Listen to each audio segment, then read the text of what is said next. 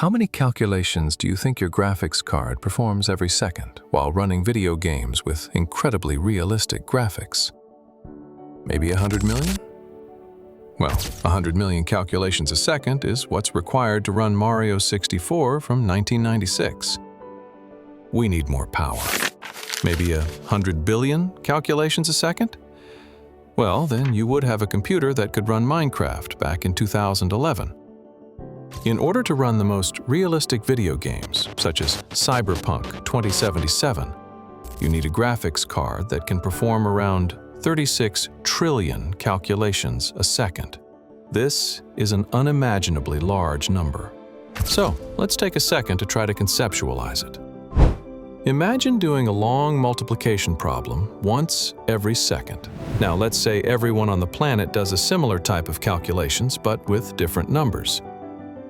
To reach the equivalent computational power of this graphics card and its 36 trillion calculations a second, we would need about 4,400 Earths filled with people, all working together and completing one calculation each every second.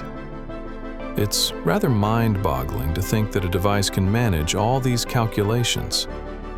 GPUs process mountains of data, and that's why they're ideal for running video game graphics, Bitcoin mining, neural networks, and AI.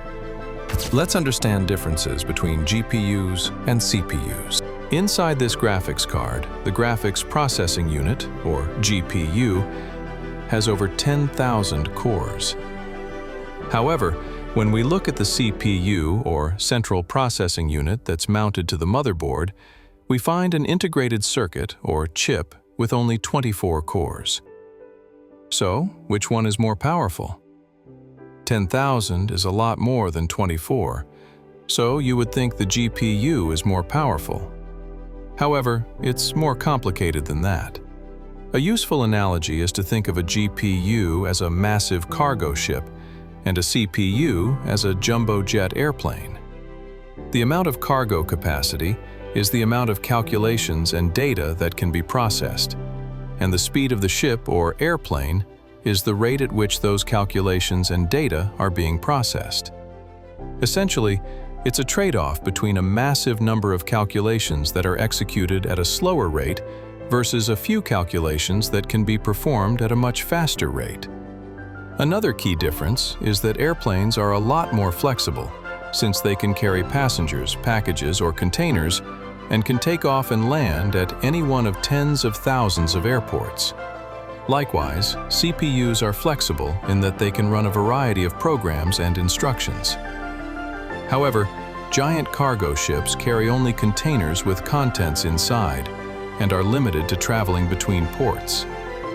Similarly, GPUs are a lot less flexible than CPUs and can only run simple instructions like basic arithmetic. Additionally, GPUs can't run operating systems or interface with input devices or networks. This analogy isn't perfect, but it helps to answer the question of which is faster, a CPU or a GPU. Essentially, if you want to perform a set of calculations across mountains of data, then a GPU will be faster at completing the task. However, if you have a lot less data that needs to be evaluated quickly, then a CPU will be faster. Furthermore, if you need to run an operating system or support network connections and a wide range of different applications and hardware, then you'll need a CPU. Every frame you see is the result of a silent machine solving a problem faster than you can imagine.